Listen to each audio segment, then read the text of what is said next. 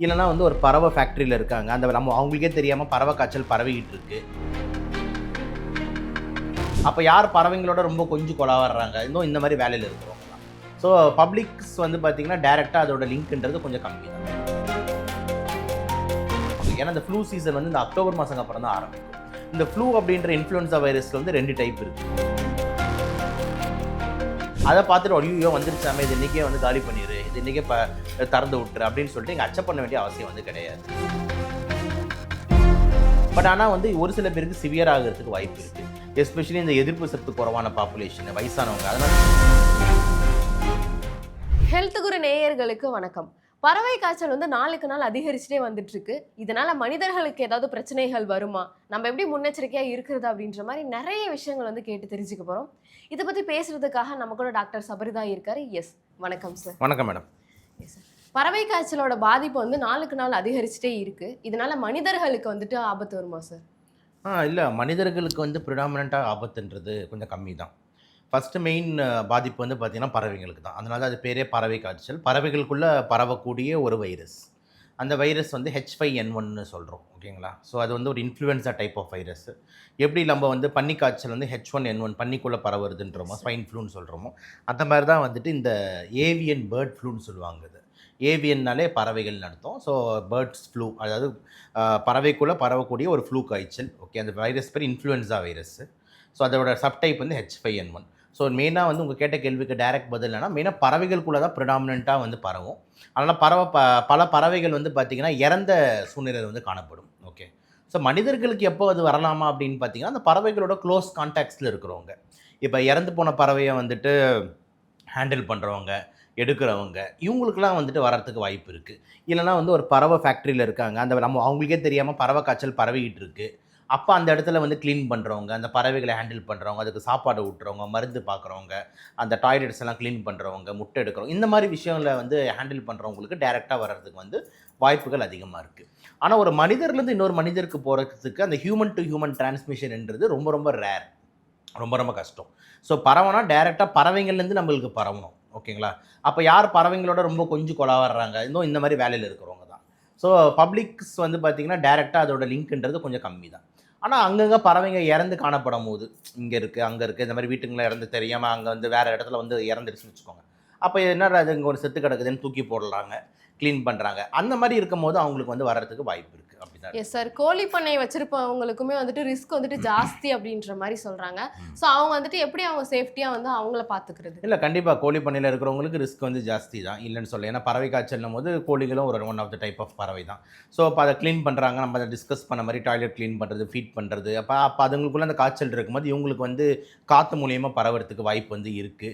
இல்லைனா அதை ஹேண்டில் பண்ணும்போது பரவறதுக்கு வாய்ப்புகள் இருக்குது. அதை ஹேண்டில் பண்ணிட்டு மூக்கில் இதில் வாயில் கை வச்சோம்னா அந்த வைரஸ் வந்து உள்ளே போயிட்டு இவங்களுக்கும் வர்றதுக்கு வாய்ப்பு வந்து இருக்குன்றதுனால, ஸோ இவங்க வந்து இந்த மாதிரி இருக்கும்போது முதல்ல வந்து முடிஞ்ச அளவுக்கு வந்து பறவை காய்ச்சல் பரவுதுன்னு தெரிஞ்சதுனாலே அந்த ஏரியாவுக்கு போகாமல் இருக்கிறது வந்து ஃபஸ்ட்டு பெஸ்ட்டு ஆப்ஷன், ஓகேங்களா? ஸோ இருக்கிற பறவைகளை காப்பாற்றிக்கலாம் அப்படின்ற மாதிரிலாம் யோசிக்காமல் முதல்ல அந்த ஏரியாவுக்கு இவங்க போகாமல் இருக்கிறது. அதையும் தாண்டி போகிறாங்க அப்படின்னும் போது ஸ்ட்ரிக்டாக இல்லை, பெரிய சைஸ் க்ளவுஸஸை மாட்டிக்கிட்டு மாஸ்க் வந்து N95 மாதிரி மாஸ்க் போட்டு போகிறதுன்றது ரொம்ப அவசியம். எப்படி நம்ம கொரோனா காலகட்டத்திலலாம் இந்த டாக்டருங்க இவங்கலாம் வந்து இந்த PPEன்னு சொல்லுவாங்க, பர்சனல் ப்ரொடெக்டிவ் எக்யூப்மெண்ட் மாதிரி போட்டுட்டு போவாங்களோ, ஸோ அட்லீஸ்ட் அந்தளவுக்கு இல்லைனா கூட அதில் அட்லீஸ்ட் ஒரு பாதியாவது ஒரு மாஸ்க்கை கவர் பண்ணுறது, கண்ணுக்கு ஒரு கண்ணாடி போடுறது, கைக்கு ஒரு க்ளவுஸ் போடுறதுன்ற மாதிரி பண்ணிடணும். முடிச்சுட்டு வந்தோன்னா அது எல்லாமே அந்த யூஸ் பண்ண திங்ஸ் எல்லாத்தையும் அப்படியே டிஸ்கார்ட் பண்ணிவிட்டு ஒன் டைம் யூஸ் மாதிரி வச்சுக்கணும். ஸோ நிறைய பேர் வந்துட்டு ஜாலியாக அதையே திருப்பி போட்டுக்கலான்னிங்கன்னா அது waste. So one time use மாதிரி யூஸ் பண்ணிட்டு வெளியே வர்றது, இப்படி தான் அவங்கள ப்ரொடெக்ட் பண்ணிக்க முடியும். இதை தாண்டி அதில் ப்ரொடெக்ஷன் பண்ணுறதுக்கு பெரிய ஆப்ஷன்ஸ் வந்து ஒன்றும் கிடையாது அப்படின்றது தான் ஆன்சர். Okay sir. இப்போ ஒருவேளை மனிதர்களுக்கு வந்துட்டு இந்த பறவை காய்ச்சல் வந்துருச்சு அப்படின்னா இதுக்கான தடுப்பூசிகள் இந்த மாதிரி ஏதாவது இருக்கா, இல்லை வந்துட்டு என்ன சார்? இல்லை, கண்டிப்பாக வந்து இன்ஃப்ளூயன்ஸா தானே இது, ஓகே, ஃப்ளூ தானே. ஸோ ஃப்ளூ தடுப்பூசி இருக்க தானே செய்யுது. ஸோ ஃப்ளூ தடுப்பூசி ஜென்ரலாகவே 60 வயசுக்கு மேலே இருக்கிறவங்களுக்கு வந்து நம்மலாம் ரெக்கமெண்ட் பண்ணுவோம், ஓகேங்களா? நுரையீரல் டாக்டரு, மற்றபடி வந்து மற்ற எல்லா டாக்டரும் 60 வயசுக்கு மேலே இருக்கும்போது அவங்களுக்கு இந்த நுரையீரல் தொற்று வர்றதுக்கு வாய்ப்பு அதிகமாக இருக்கிறதுனால இந்த ஃப்ளூ தடுப்பூசி வந்து அவங்களுக்கு வந்து we use to recommend. Okay, அது வந்து எவ்ரி இயர் போட சொல்லுவாங்க. கரெக்டாக இந்த செப்டம்பர் அக்டோபர் மாதமே போட சொல்லிடுவாங்க. ஏன்னா இந்த ஃப்ளூ சீசன் வந்து இந்த அக்டோபர் மாதம் அப்புறம் தான் ஆரம்பிக்கும். இந்த ஃப்ளூ அப்படின்ற இன்ஃப்ளூயன்ஸா வைரஸில் வந்து 2 டைப் இருக்குது. இன்ஃப்ளூயன்ஸா A, இன்ஃப்ளூயன்ஸா Bன்னு 2 டைப் இருக்குது.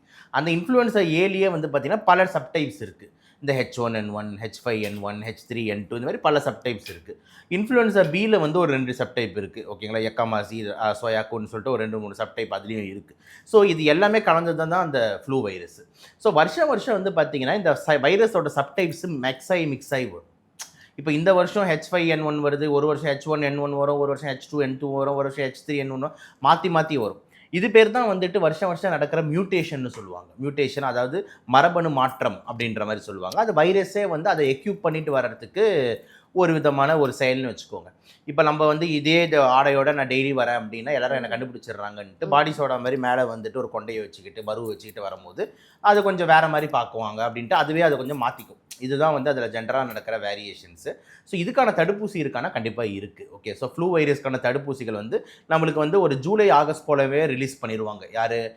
உலக சுகாதார நிலையம் WHO இந்த வருஷத்துக்கான ஃப்ளூ ஸ்ட்ரெயின் இதுதான் வரப்போகுது அப்படின்னு சொல்லிட்டு அவங்க வந்து கணிச்சு அப்போ அதுக்கேற்ற மாதிரி வேக்சின் கம்பெனி வேக்சின் ப்ரொடியூஸ் பண்ணுவாங்க. அந்த வேக்சின் வந்து ஒரு சிங்கிள் ஷாட் தான்.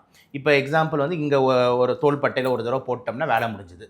ஒரு வருஷத்துக்கு அதோட வேலை வந்து செய்யும். அடுத்த வருஷம் வந்து பார்த்திங்கன்னா திருப்பி இன்னொரு ஷாட் போடணும். ஸோ எவ்ரி இயர் ஒரு ஷாட்டை போட வேண்டிய தேவை வந்து இருக்குது.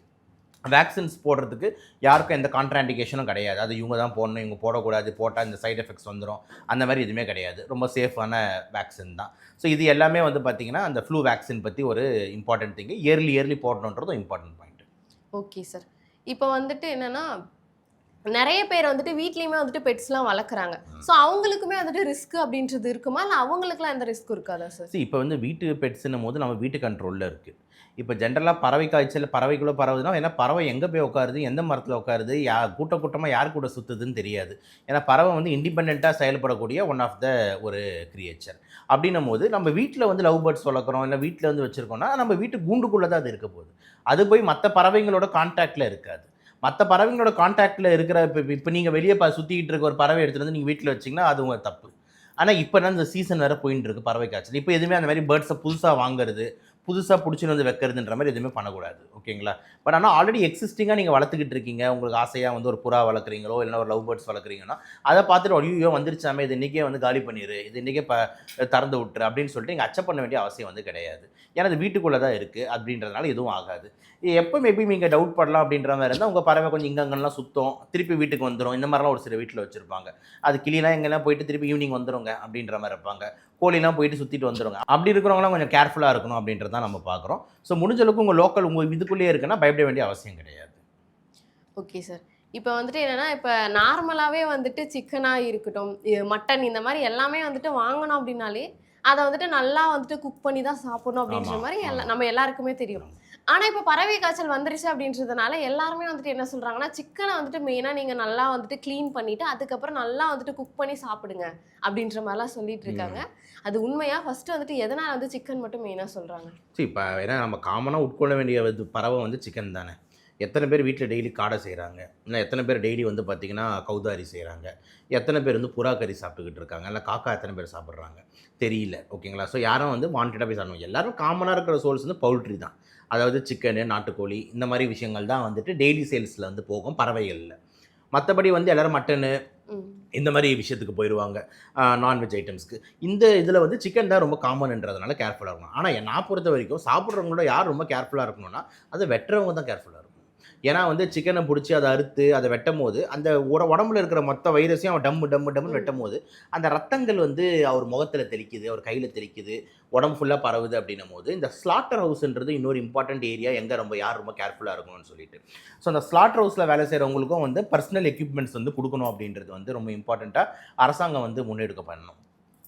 எல்லாருக்கும் அறிவுறுத்தணும். யாரெல்லாம் அந்த மாதிரி கோழி கடை வச்சுருக்கீங்களோ தயவு செஞ்சு வந்து பர்சனல் எக்யூப்மெண்ட்ஸ்லாம் வந்து மாட்டுங்க. அதே மாதிரி இவங்க வந்து ஹெல்த் இன்ஸ்பெக்டர்ஸ்லாம் போய் அப்பப்போ செக் பண்ணணும். அந்த கோழி கடையில் வந்து எதாவது செத்துப்போன கோழிங்களாம் இருக்கா. ஏன்னா நிறைய டைமில் வந்து லாப நோக்கத்துக்காக என்ன வேணால் பண்ணலாம், செத்துப்போன கோழிங்களே வந்துட்டு கொடுத்துட்றது, இதெல்லாம் பண்ணலாம். ஸோ இந்த மாதிரி விஷயங்கள்லாம் வந்துட்டு நம்ம வந்து பார்த்துக்கணும். ஆனால் இப்போ அந்த செத்துப்போன கோழி நம்மளுக்கு தெரியாமல் நம்ம தலையில் கட்டி விட்டாங்க, நம்ம பயப்படணுமா அப்படின்னு கேட்டிங்கன்னா, அதில் அழகாக வந்து புக்ஸில் என்ன போட்டிருக்கு அப்படின்னா, நல்லா குக் பண்ணும் போது ஓகே எவ்வளோ கூட நீங்கள் வந்து அதை வந்து நல்லா நம்ம ஊரில் பழக்கம் அப்படி மஞ்சளை தேய்ப்பாங்க, மிளகாத்தூளை போடுவாங்க, மசாலாவை போடுவாங்க, போட்டு நல்லா கொதிக்க விடுறது, லெமன் இந்த மாதிரி. ஸோ குக் பண்ணும் போது எந்த கிருமியாக இருந்தாலும் அழிஞ்சிரும் அப்படின்றதுல எந்த மாற்று கருத்து இல்லை. ஸோ நல்லா properly cooked and cleaned and cooked சிக்கன்னால எந்த பிரச்சனையும் வராது. ஐயோ நான் தெரியாமல் இப்போ சாப்பிட்டேனே அப்படின்ற மாதிரி யாருமே யோசிக்க வேண்டிய அவசியம் இல்லை. நீங்கள் பாட்டு அதெல்லாம் வந்து பண்ணலாம். ஸ்லாட்டர் ஹவுஸ் கேர்ஃபுல்லாக இருக்கும். ஸ்லாட்டர் ஹவுஸ்னால் அது கறிக்கடை கேர்ஃபுல்லாக இருக்கும். ஏன்னா கறிக்கடை வந்துட்டு அந்த கோழியை வெட்டுறாங்க, அந்த கோழியை க்ளீன் பண்ணுறாங்க, கறிக்கடை தான் அந்த கோழியோட வாழ்கிறாங்க. அப்படின்னும் போது கறிக்கடையில் இருக்கிறவங்க கேர்ஃபுல்லாக இருக்கணுன்றது தான் என்னோட பார்வை. ஏன்னா எவ்வளோ பாய்ங்க கறிக்கடை வச்சுருக்காங்க, எவ்வளோ நம்ம ஆளுங்க கூட வந்து சிக்கன் கடை இந்த கடைலாம் வச்சுருக்காங்கன்னும் போது யாருக்கு வேணால் அதில் வந்து வெட்டும் போது பரவறதுக்கு வாய்ப்பு இருக்குன்றது நீங்கள் தான் வந்து கேர்ஃபுல்லாக இருக்கணும். சாப்பிட்ற மக்கள் எல்லாம் சமைச்சு செஞ்சு சாப்பிட்டீங்கனாலே அந்த வைரஸ் வராதுன்றது தான் take home message. Okay sir. இப்போ வந்து பறவை காய்ச்சல் வந்துருச்சு அப்படின்னா என்ன மாதிரியான சிம்டம்ஸ்லாம் வந்துட்டு வரும் சார்? சரி, அறிகுறிகள் பொறுத்த வரைக்கும் நம்ம எப்படி வந்து மற்ற ஃப்ளூ காய்ச்சல் என்ன வருமோ அதே அறிகுறிகள் தான். ஸோ ஸ்டார்டிங்கில் வந்து நம்மளுக்கு பயங்கரமான ஒரு ஜுரம், உடம்பு வலி, தலைவலி, தொண்டை கரகரப்பு, மூக்கில் தண்ணி, தும்பல், இரும்பல், இதே காம்ப்ளெக்ஸ் தான் இருக்கும். பட் ஆனால் வந்து ஒரு சில பேருக்கு சிவியர் ஆகிறதுக்கு வாய்ப்பு இருக்குது. எஸ்பெஷலி இந்த எதிர்ப்பு சக்தி குறைவான பாப்புலேஷன், வயசானவங்க. அதனால தான் இந்த 60 வயசு மேலே இருக்கிறவங்களாம் தடுப்பூசி போடுங்கன்னு நம்ம அட்வைஸ் பண்ணுறோம்.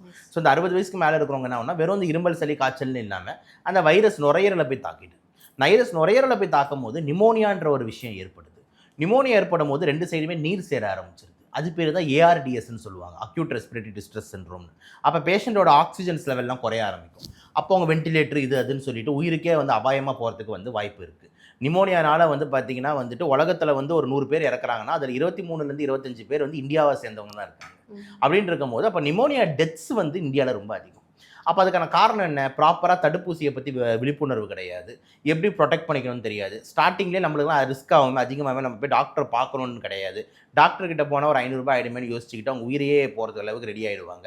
இல்லை ஒரு ஃபீஸுக்கு ஒரு 500 ரூபா, இல்லை மருந்துக்கு ஒரு 1000 ரூபாய் யோசிச்சுக்கிட்டு மெடிக்கல் ஷாப்பில் போய் 2 நாளைக்கு மாத்திரை வாங்கி சாப்பிடுவாங்க. அப்புறம் திடீர்னு சீரியஸ் ஆகும்போது ஹாஸ்பிட்டல் போய் அட்மிட் ஆகி ஐசியூக்கெலாம் போகும்போது பார்த்தீங்கன்னா ஒரு 4 லட்சம் 5 லட்சம் பில் ஆகிடுது.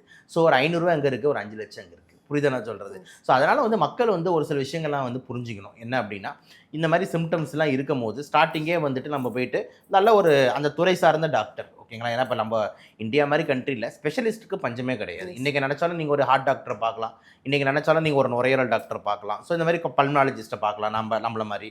ஸோ யாரை வேணால் நீங்கள் வந்து போய் பார்க்கலான்னும் போது நீங்கள் வந்து பார்த்தீங்கன்னா ஏர்லியாகவே நீங்கள் போய் இதெல்லாம் செக் பண்ணிக்கிறது ரொம்ப இம்பார்ட்டன்ட். எஸ்பெஷலி இந்த வயசானவங்க. ஏன் திருப்பி ஸ்ட்ரெஸ் பண்ணுறேன்னா, அதிக நிமோனியா டெத்ஸு 60+ தான் நடக்குது. சின்ன வயசில் இம்யூனிட்டி கொஞ்சம் நல்லா இருக்குன்றதுனால அவன் கொஞ்சம் தான் சமாளிச்சிடலாம். ஆனால் அந்த 60 வயசுக்கு மேலே போகும்போது இம்யூனிட்டி குறையுதுன்னும் போது டெத்ஸ் அதிகமாகுது. ஸோ அவங்க கேர்ஃபுல்லாக இருக்கணும். ரெண்டாவது, சின்ன வயசாக இருந்தாலும் சில பேருக்கு எதிர்ப்பு சக்தி ரொம்ப குறைவாக இருக்கும். இப்போ ஆல்ரெடி அவங்க HIV பேஷண்ட்டாக இருக்காங்க, இல்லைனா வந்துட்டு முன்னாடியே டிபி வந்து ஒரு பேஷண்ட்டாக இருக்காங்க, இல்லை இந்த கிட்னி ஃபெயிலியர் டயாலிசிஸில் இருக்காங்க, இல்லைனா டைப் 1 டயபெட்டிஸ்னு இன்சுலின் போட்டுட்டு இருக்காங்க. இந்த மாதிரி இருக்கிற ஆளுங்களை வேறு முடக்குவாத பிறகு ஸ்டீராய்டு மருந்து எடுத்துக்கிட்டு இருக்காங்க. இந்த மாதிரி ஆளுங்களாம் வந்து பார்த்தீங்கன்னா கேர்ஃபுல்லாக இருக்கும். அப்போ இந்த சப் குரூப் ஆஃப் பாப்புலேஷனில் வருஷம் தடுப்பூசி போட்டுக்கிறது நல்ல ஆப்ஷன். ப்ளஸ் ஏர்லியாகவே டாக்டர் போய் பார்க்குறதுன்றது இன்னொரு இம்பார்ட்டன்ட் டேக் ஹோம் மெசேஜ். இதுதான் நம்ம வந்து இம்பார்ட்டண்ட்டாக சொல்லுவோம். ஓகே சார், நிறைய விஷயங்கள் வந்துட்டு பறவை காய்ச்சல் பற்றி பேசுனதுக்கு ரொம்ப நன்றி சார். ஓகே, வாய்ப்புக்கு நன்றி.